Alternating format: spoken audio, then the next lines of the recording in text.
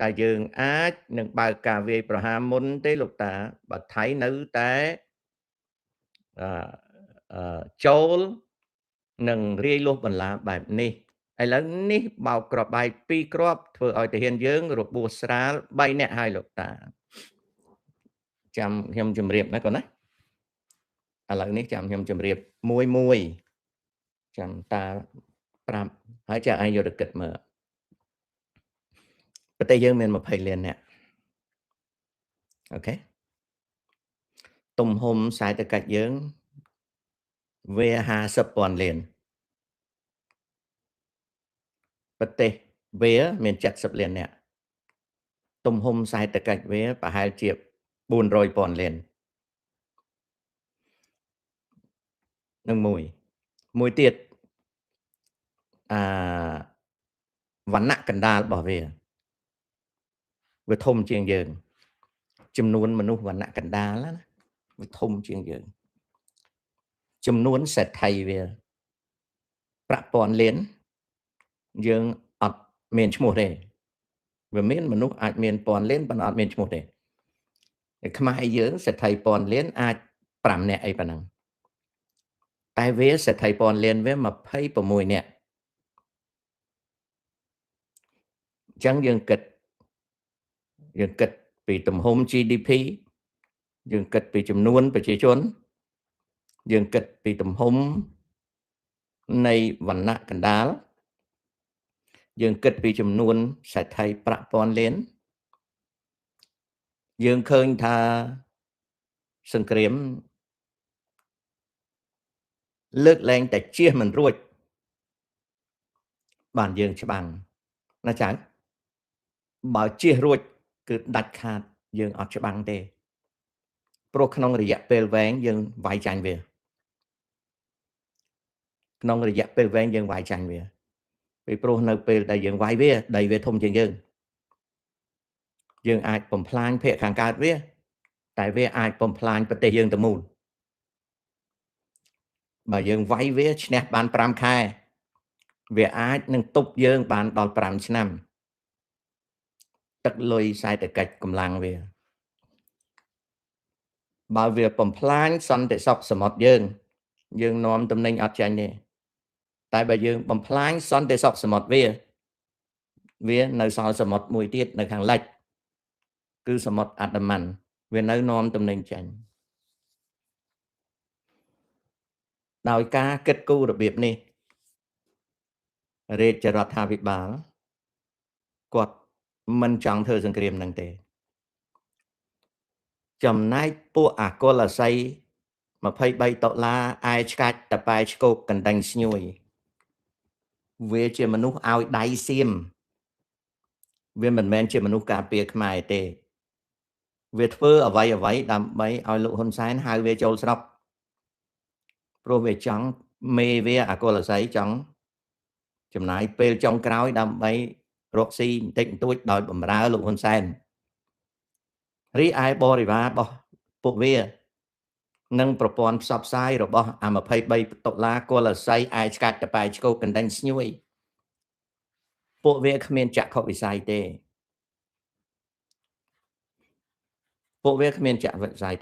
ចំណែកពួកអាអ្នកធ្វើ live show ក្នុងនាមជនប្រជាធិបតេយ្យពួកអស់ហ្នឹងក៏អត់មានចក្ខុវិស័យដែរវាអត់មាន political vision ទេអត់មានចក្ខុវិស័យនយោបាយទេវាអត់ដឹងរឿងអញ្ចឹងទេវាអត់ទាំងចេះគិតផងដល់អញ្ចឹងទៅសភាពការជាក់ស្ដែងសង្គ្រាមគឺជៀសវាងឲ្យបានជាដាច់ខាតហេតុដូច្នេះហើយដីដែលវាកាន់កាប់តាមបណ្ដោយព្រំដែនត្រូវតែគិតឲ្យមែនតើឧទាហរណ៍ដូចចៅនិយាយថាចុះបើយើងវាយវាមុនវានឹងផ្ទុះសង្គ្រាម800គីឡូម៉ែត្របើវាផ្ទុះសង្គ្រាម800គីឡូម៉ែត្រមុខតបវាភូមិភាគ1ហើយភូមិភាគ2វានឹងបុកចូលមកដៃយើងហើយផ្លូវសមុទ្រ វានឹងធ្វើឲ្យកំពង់ផែយើងអសន្តិសុខហើយវានឹងធ្វើឲ្យកោះកុងកំពង់សោមអសន្តិសុខទាំងអស់ដើម្បីយើងទប់វាគឺយើងត្រូវតែបំផ្លាញសេនាធិការខាងក្រោយយើងត្រូវបំផ្លាញសេនាធិការខាងក្រោយដើម្បីយើងទប់វាយើងត្រូវតែដុតកន្ទុយតបវាចុះបើវាដកទៅវិញក៏យើងត្រូវតែចាប់ផ្ដើមចរចាអានេះករណីជៀសមិនរួចតែបើយើងវាយវាមុនហើយចៃដន្យអីវាឈានទៅដល់ជៀសមិនរួចយើងដុតកន្ទុយវាហើយវាទៅជាសង្គ្រាមពេញប្រទេសស្រុកវាប្រប៉ុណ្ណាណីយើងអត់អាចវាយឲ្យវា70ខេត្តហ្នឹងញាប់ញ័របានទេតែស្រុកយើង25ក្រុងខេត្តវាវាយញាក់សាច់អញ្ចឹងនៅក្នុងទីធ្លាសង្គ្រាមអត់ងាយធ្វើអញ្ចឹងកើតទេណាកូនសូមបីតកូនឯងដែលថាវាយវាមុនហ្នឹងណាបើដាក់គ្នាខ្លាំងមែនតើកូនឯងខឹងភ្លាមកូនឯងថាវាយទៅអីមិនក៏មិនបញ្ចប់ហើយណាមួយចេះផងណាកូនខ្មែរយើងឆាប់ផ្អើលណាកូនខ្មែរយើងសប្ងៃណាយើងមើលតែវាយគ្នាឆ្នាំ25ដឹងហើយតំបន់ដែលសៀមវាកាន់កាប់ហ្នឹងបើយើងរាប់ផ្ទះចាំតាបញ្យល់ណាកូនណា800គីឡូម៉ែត្រតំបន់ជាង50តំបន់ដែលសៀមវាកាន់កាប់ហ្នឹងបើយើងរាប់ផ្ទះយើងទៅរាប់ផ្ទះមើលណារាប់តាំងពីខាងជើងតាំងពីអានសេះមករហូតមកដល់កោះកុងយើងរាប់ផ្ទះទាំងអស់ផ្ទះហ្នឹងអត់បាន1000ខ្នងទេណាកូនបើយើងរាប់ផ្ទះពីខាងជើងមកដល់តាំងពីខេត្តព្រះវិហារដល់ខេត្តកោះកុងណាម្ដុំដែលសៀមវាកាន់កាប់វាដាក់បាឡាលុះវាដាក់ container ហ្នឹងផ្ទះអត់បាន1000ខ្នងទេចុះជនភៀសសឹក3000ខ្នងដាក់អត់តន់អស់ផងឥឡូវសួរបើផ្ទះដែលសៀមវាកាន់កាប់ហ្នឹងមិនដល់1000ខ្នងទេហើយចុះយ៉ាងម៉េចបានជាផ្ទះជនភៀសខ្លួន3000ខ្នងដាក់មនុស្សអត់អស់ព្រោះមនុស្សផ្អើលរត់ច្រើនបើវាយលើក្រោយមនុស្សផ្អើលរត់ទៀតហើយកាលណាជនភៀសខ្លួនដែលយើងហៅថាជនភៀសសឹកហ្នឹងវាឡើងរាប់ម៉ឺននាក់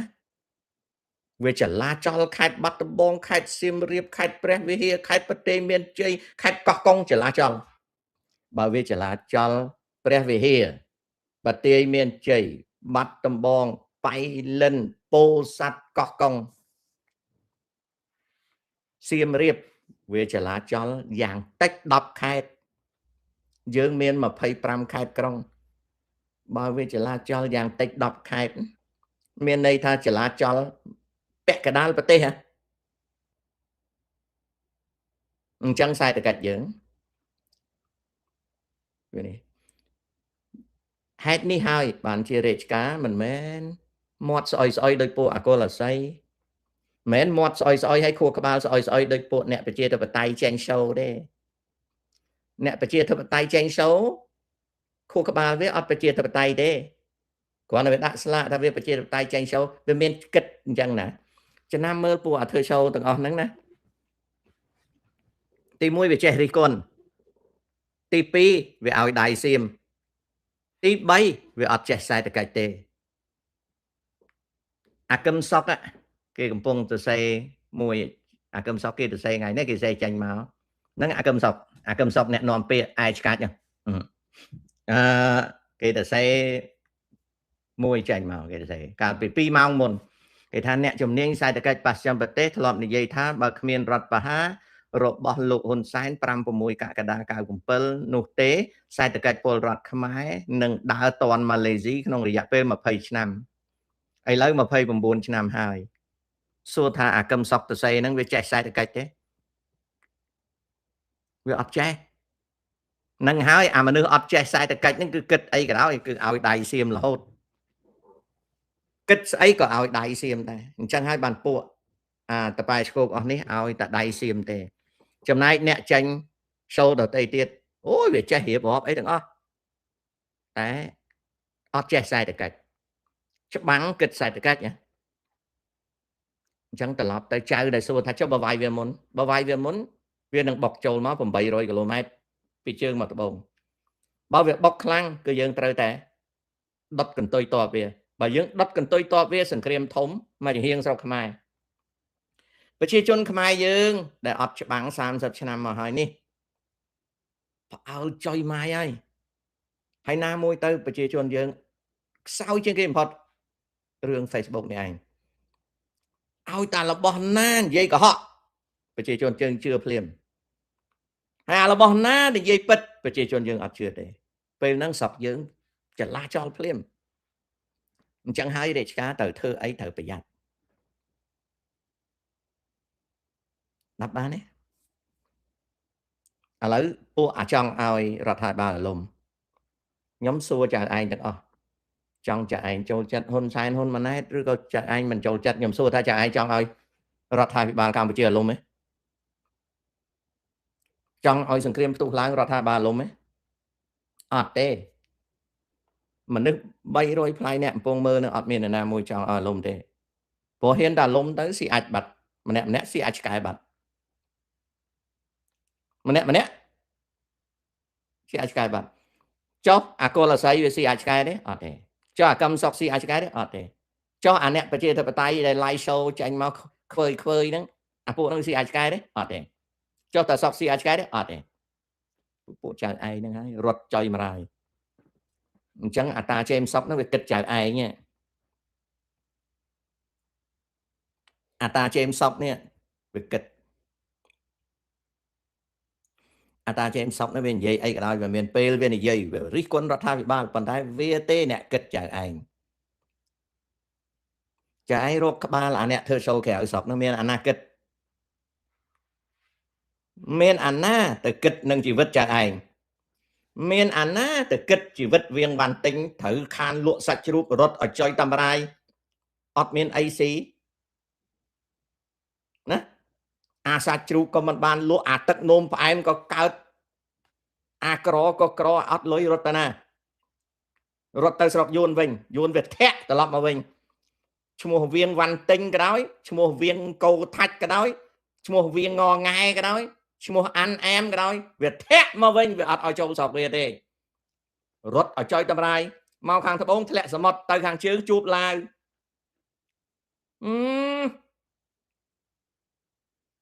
វាមានអាណាជួយគិតតែក្បាលអាភ្លើមួយនេះគិតរហូតអញ្ចឹងហើយក្បាលអាភ្លើនេះត្រៀមខ្លួនជាស្រេចអង្គវររាជការ